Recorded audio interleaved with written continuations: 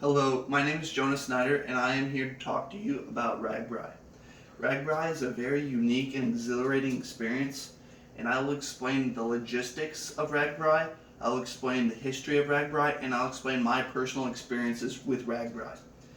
Did you know that Ragbrai is the longest bike ride held in the world and is located in our very own state? It starts in the western side of Iowa every single year, and through the course of 7 days, you get from the west side of Iowa all the way to the east side. Ragbrai was held ever since 1973. It always starts in the west side of Iowa in a host of many different towns from north to south. Each day, people camp in overnight towns where you go in the course of the 7 days. Uh, each of these towns, the overnight towns, you will go and stop in smaller towns, small Iowa towns, in which they'll have vendors for you, and those vendors all the way down, so you can eat breakfast, lunch, dinner, whatever you need. 7 days, there's around 60 to 70 miles you'll bike each day, which can be pretty hard. So a lot of people train a lot before they go to Ragbrai because in the course of 7 days you bike across the entire state of Iowa. Some common questions people ask are what kind of bike would I use on Ragbrai? The most common bike I would say are road bikes. They tend to have little skinny tires, and they're meant to be really light, and you bike a lot of miles with them. Another common bike are hybrid bikes. They have a little bit thicker tires.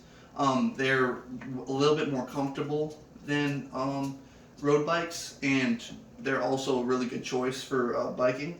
But now a newer bike that has emerged are electric bikes, which are electric assisted that have like little batteries on them, and it helps people that are older or just don't want to train as much to be able to ride Ragbrai.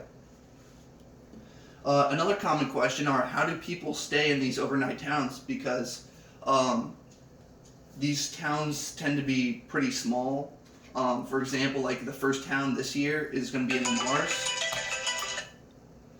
It's going to be in Lamars, so some common places that people stay are, for one, hotels, which they're always, when the towns are announced, they're always fully booked right away. So they're pretty hard to get. Another one is tenting. Tenting is a very common thing, and like all the parks in these towns, they have tents scattered all over. And the last are campers. This would be just normal campers or RVs. People will do whatever they can to stay in these towns. So the history of Ragbrai. It was started by a few friends in 1973 as just a casual ride that they wanted to push themselves to bike across the entire state of Iowa. From these friends, they created the largest bike ride, the longest bike ride, and now the oldest bike ride in the world. It started in Sioux City, Iowa, which is right here, with 300 riders, and by the time they got to Des Moines, they had a little over 500 riders. But now the bike rides became so big that they want to prevent injuries, and just it being too big that they limit 8,500 riders per year to be registered as part of Ragbrai. So that's just to prevent it from getting a little bit too crazy. And next are my personal experiences with Ragbrai. I started when I was a freshman in high school. I went with my mom's friends. When I went to do my first Ragbrai, I had to get my first road bike. And I did a lot of training the summer before because I wanted to make sure I could keep up, because my first ride was from Sioux City to Storm Lake, and it was actually one of the hardest rides recorded for Ragbrai. It was it was 85 miles, and it had a lot of elevation. In those 2 days, I did 2 days of Ragbrai my first year, and I biked a little over 150 miles in those 2 days. So that just goes to show how hard that first Ragbrai was for me. Since then, I've done Ragbrai every single year, excluding last year because of COVID. In conclusion, Ragbrai is the largest, longest, and oldest bike ride and is located in our very own state of Iowa. And it brings people from all over the United States. A lot of people from other states wear different jerseys of their own states. So I've seen Alaska, I've seen Hawaii, I've seen Washington.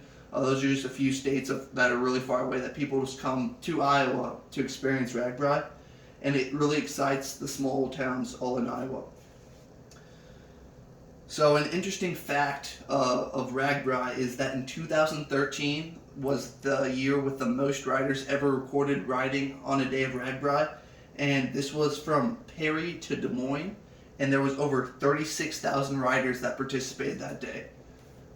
Thank you.